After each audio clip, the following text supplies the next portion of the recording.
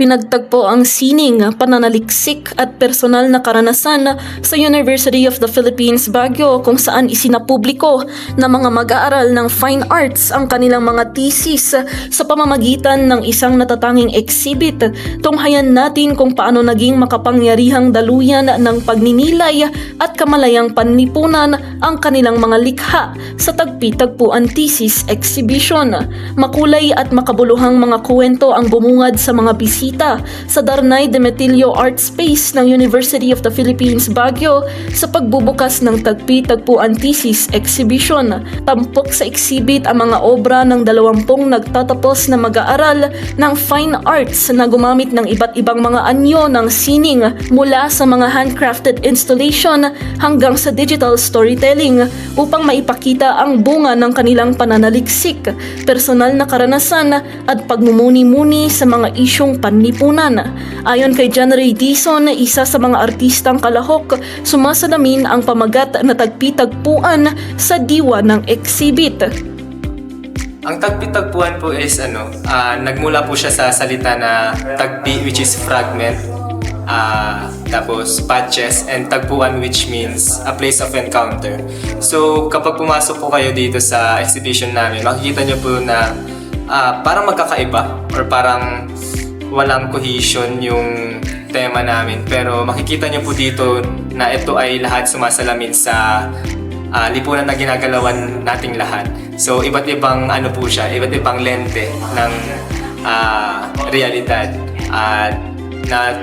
na naglalaro sa mga material exploration katulad ng IPAD Tayami, sa mga technological innovation na ina-explore yung e-waste management, na pumupunta rin sa mga naratibo ng breadwinners, ng mga jeepney narratives natin dito sa Baguio City, at mga forma ng memory na nakikita na hindi karaniwan nating nakikita, and at marami pang iba.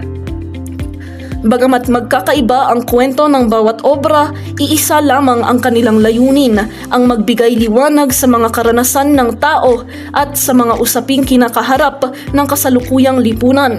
Isa sa mga tampok na likha, ang Jeep Titaraki Deconstructed Jeepney Installation ni Aji Trinidad. Gamit ang mga recycled materials at iba't ibang patong ng pintura, muling sinuri ng artista ang pagkakakilanlang kultural ng tradisyonal na jeepney sa gitna ng paglaganap ng mga modernong jeepney at e-bus. Is na laman ko po sa mga interviewees ko po sa mga iba't ibang jeepney manufacturers na itong jeepney art ay parang konti-konti pong pawala at wala po siyang parang kasigaruduhan yung future status niya. As a response ko po dito sa issue na to is nag-identify po ako ng mga distinct designs po dito sa Metro Baguio. Yung mga something that stands out sa Metro Manila, sa mga designs ng Metro Manila.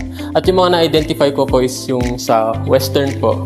Dito po sa Western is, since yung Baguio City is heavily influenced ng American colonialism, in-incorporate ko po dito yung mga designs ng Westerns. Mostly nakita ko sa mga jeepneys ng La Trinidad, since La Trinidad is very Western influence. Like mga cowboy music, mga ganun po. Tapos yung isang design naman po dito is yung sa Cordilleran po, which is yung isa sa mga distinct din na designs. Mas less siya compared sa mga Western, pero pinili ko pa rin na i-feature for cultural identity and pride ng jeep po dito sa Baguio City po. Tapos yung last po na nakita ko, ito po yung pinaka-common na designs, which is yung geometry. Simplistic and bold lines lang po siya, pero based po sa aking mapping out, ito po yung parang mostly nag-stand out yung sa mga color blues, ganon. Samantala, inilubog naman ni Andre Takintik ang mga manonood sa mundo sa ilalim ng tubig sa pamamagitan ng kanyang obrang shelf life. Binubuo ito ng mga isdang iyari sa polymer clay na maingat na inilagay sa mga kahong kahawig na ginagamit sa mga koleksyon. So my work is entitled Shelf Life. I wanted to basically explore how freshwater ornamental fish are often treated as decoration rather than real living animals with their own sense of agency. From the title alone, shelf life, it has two meanings. Shelf life as in a limited lifespan, but also life on a shelf. So the main idea was to fully push the concept of a large commercial mass-produced item. From the front of the box, we already see a title that says, "Collect them all before they die." So it really puts into perspective where I'm coming from with this work. On the more theoretical side lang is that around 2 billion fish are moved yearly. And this was already from old data. So even now, we can see that it hasn't changed much. Baka even more are in circulation now. And that in a box of 10 fish, for example, only 7 of them survive before reaching retail. So that means a 70% mortality with 3 reaching customers. Sa larangan naman ng digital art, ipinakilala ni Ana Katrina o Katana Boadilla ang kanyang webtoon project na pinamagatang Eve. Ang webtoon ay isang anyo ng digital comics na maaaring basahin gamit ang mga elektronikong kagamitan. Sa pamamagitan ng kanyang akda, tinalakay ni Boadilla ang mga issue ng patriarka at sexism habang itinatampok ang isang malakas at independiyenteng babaeng pangunahing tauhan o bida. Yung webtoon na po ito is tinakal niya po yung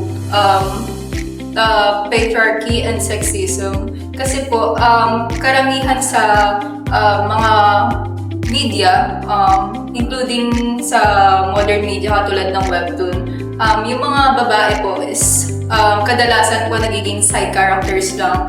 And yung kapag naman po main character sila is may nakalink na love interest sa kanila. So, hindi talaga independent yung mga kababaihan sa mga media. So, parang meron naman, pero sobrang rare. I feel honored po. And parang nakaka-proud din nakagawa ako ng ganitong klase ng artwork.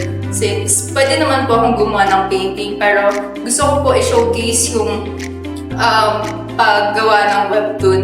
Kasi may mga artists din po na parang hindi nakakonsider na artist kasi ano po sila, digital artist, ganun po.